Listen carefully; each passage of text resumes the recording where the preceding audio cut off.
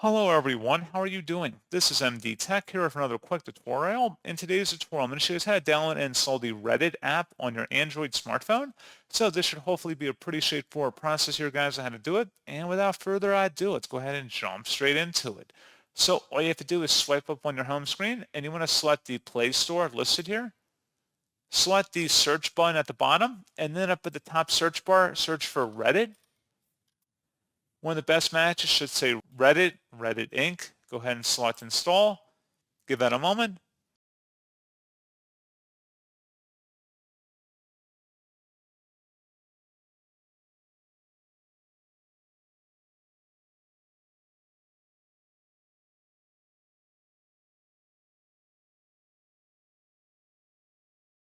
And you can see it says installed, and you can go ahead and open it up, sign in, and that's all you have to do.